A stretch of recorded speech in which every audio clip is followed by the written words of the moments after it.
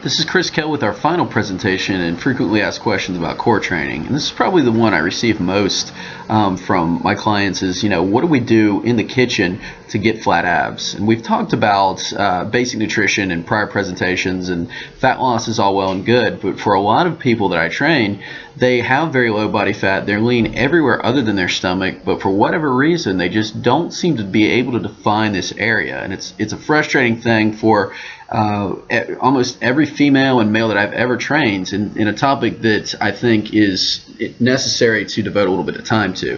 So if you're somebody that is at a pretty low body fat, you feel like you eat pretty well and you're doing the right things, but you're just not seeing the definition in your stomach, this presentation is for you. So let's look at two examples of stomachs that appear to be pretty lean and fit, but have pretty substantial differences. And if we look at the stomach on the left here, she has a very nice flat stomach. She very good contours to her, but the definition looks essentially flat. I mean, it's very flat stomach. There's no real lines or definition of a six-pack. Whereas the photo on the left is the opposite. We have a flat stomach, but by the same token, we have really good definition. We can see her cuts, and her lines are coming in. And really, I would say that there's probably not going to be a big discrepancy in body fat between the picture on the left and the picture on the right. The big difference is that the girl on the left is holding a lot more water than the girl on the right. And really, the last step is to get your body to drop that water that's concentrating in that area. A lot of clients that we have will be able to see their abs, but they're almost fuzzy or covered by this just layer of stuff. And really, that's just the subcutaneous water under your skin. So what we have to do is figure out a way to coax the body into dropping this water. So if we think about factors that are going to affect whether or not we do have a flat stomach, we need to think about several things. All right. Obviously, the foods that we eat are going to be about 85–90%, because a lot of things that we take in, such as that we're told are good for our nutrition or good for fat loss, are not necessarily the best idea for a flat stomach, such as vegetables that cause you to bloat and excess of proteins. All of these things are going to give us the illusion of a bloated stomach, regardless of body fat. Some other factors to consider, especially with our female clients, are the menstrual cycle. All right, the reality is the hormones that are produced by this cycle every month are going to disrupt and bloat a flat stomach. So that's another factor that we have to consider. Food allergies are something else. We also have things like water intake, okay, or lack thereof. And two X factors that I think are not oftentimes talked about are sleep habits and the client's current emotional state. The problem with this is that if everything else is excellent, the food that you're taking in is not bloating you, you're drinking sufficient water, you're not dealing with any major food allergies. If we're not getting sleep, we get a buildup of stress hormones in our stomach to cause us to hold on to body fat in this particular area. This is also true of somebody that is in sort of a bad emotional state. So these are two things that are extremely necessary for us to drop those last couple pounds in order to really see that definition start to come out. So when we're thinking about nutrition, some keys that I've compiled for a flat stomach is, number one, just in general, we need to be eating sufficient fibers in order to avoid constipation, for lack of a better description. Things need to be moving along, or we get this bloating in this particular area. So taking in at least 25 to 35 grams of fiber per day, in general, is going to be important. And that's going to come from your vegetables. It's going to come from things like beans and different foods as well. There are also fiber pills that we can take to get the same thing.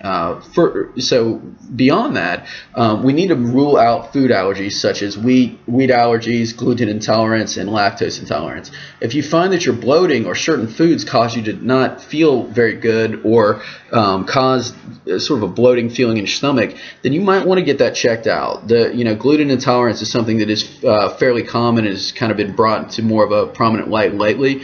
But there are a host of other things that could potentially be causing that as well. So if you find that everything else is on point, look at what you're eating and try removing certain elements and see how that affects you. Okay, because that's one of the things that could really make a big difference pretty quickly. Another one in this series would not be to eat too fast. Okay, because what happens is when you take in too much food too quickly, we take in an excess of air. Okay, we kind of, and that causes our stomach to start to kind of bloat and ferment, and causes bloating as well. So eating too quickly is something else that's going to kind of contribute to this feeling of bloating and or even constipation. Now, and along with that, we have things like carbonated drinks and chewing gum. The problem with these two things is that they have an excess of sugar alcohols. Just because something says it's sugar-free doesn't necessarily mean it is free of things that could bloat our stomach. Sugar alcohols, things like aspartame, sorbitol, and things of that nature pass through the stomach and ferment in the intestines. And what that really means is that they just sit there and build up gas. So literally, if you're taking in too much of this stuff per day, you're going to be dealing with carbonation, but you're also going to be dealing with these sugar alcohols that are blowing your stomach up like a balloon. And you trust me, I've had experience with this one. You definitely want to think about that. So if you're chewing a pack of sugarless gum a day, or you're drinking carbonated beverages, these are things that you want to, again, look at cutting out and see how that's going to affect your stomach. The same is going to be true for sugar-free foods, because anytime we have the quote-unquote sugar-free label, we're going to have this replacement with sugar alcohols that, again, are going to cause this bloating in our stomach. Sodium is going to be another thing that is going to cause our body to hold on to water. And one of the things that I want you to think about doing as you get closer to an important event or something that you're preparing for is to start to cut some sodium in order to start to flush water from your body. Another factor leading up to an important event to look to cut out of the diet would be beans and gassy foods. These are great foods for fat loss because they provide a lot of fiber and they keep us full, but they're not necessarily the best for allowing us to look great on our big day. So by cutting these things out, again, you're removing the elements that sit in the stomach and ferment and create gas. And finally, smaller meals as well. The idea of the day is to allow food to process through our body as efficiently as possible without sitting there and causing inflammation, and again, the formation of gas. So smaller meals composed of foods that are not going to create this gassy, bloating feeling are what we're going for with all of these things.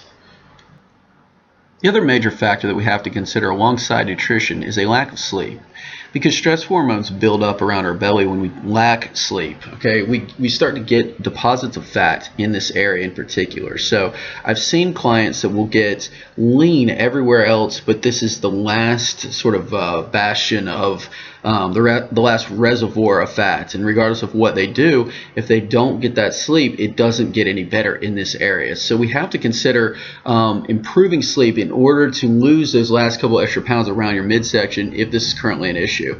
And some signs of whether or not you lack this or you're not getting sufficient good sleep are some things where you find that you lack memory or cognition. You have a hard time remembering things, or you get irritable, or and your emotions just don't seem to be in check.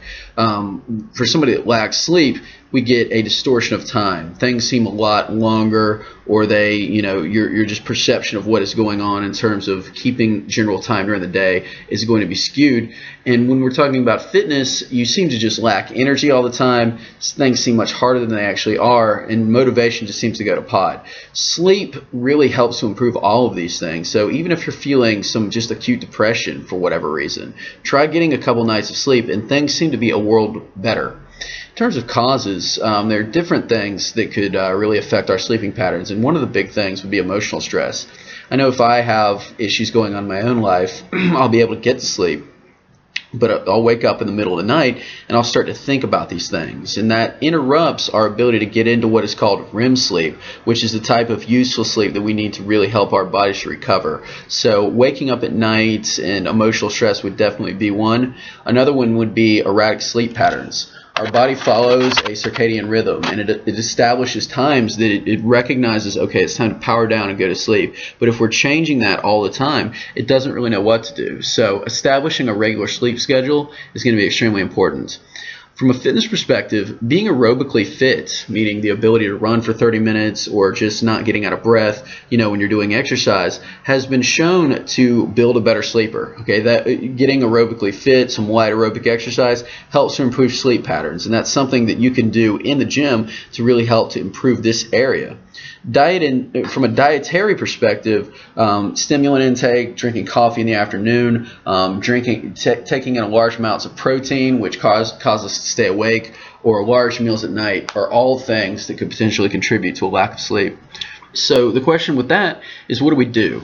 Number one, we want to establish regular sleep patterns. All right, so that means 6 to 8 hours of REM sleep and a regular bed and wake up time. And I understand that things change in people's lives, but try to regulate this as best you can. Even if things are going to change every week, try to go to bed at the same time or the same general time on the nights that you're able to. Try to recreate that in the same conditions. Go to sleep in the same room. Follow a specific routine where maybe you sit down and you read a good book for 5 minutes before you fall asleep, and your body becomes accustomed to that, and it creates kind of a custom sleep sequence that just helps to kind of turn the ignition on your sleep cycle. In terms of diet modifications, two things that I would recommend are eliminating stimulants 6 to 8 hours before bed. All right, that's going to help that's going to help the body just be at an even keel and power down. And the other thing, if you're having issues with sleep, consuming some starchy carbohydrates before bed is not a bad thing. Pasta, rice, potatoes are going to help to lull your body into surrender, and by releasing a hormone or a chemical called serotonin in your body, again, it helps us to get into a more sleep-friendly state. So that's another thing to consider, as well as avoiding large meals. And finally, from an emotional and a fitness perspective, I know it's difficult to do. I can't simply tell you to quit your job, but by minimizing stressful people and situations, again, that's going to keep you at a more even keel. It's not going to get you into this sort of fight or flight state, and again, it's going to just help you to be a better sleeper in general, as well as spending time around people that you enjoy. And if you're having problems with sleep in the evening, you find that you can't go to sleep at all, 30 minutes of maybe walking on your treadmill or a light jog is, again, something that will help to coax you into a more parasympathetic state, which means that your nervous system is powering down and ready to go to sleep. So with that, let me thank you for tuning into this presentation. I wish you the very best on your journey. I hope you do great with our circuits. As you can see, a flat stomach is different to everybody, so whatever body jewelry you decide to wear, rock it at the beach, and I hope you're as confident as this guy. Enjoy your circuits, and I hope to see you in our forum.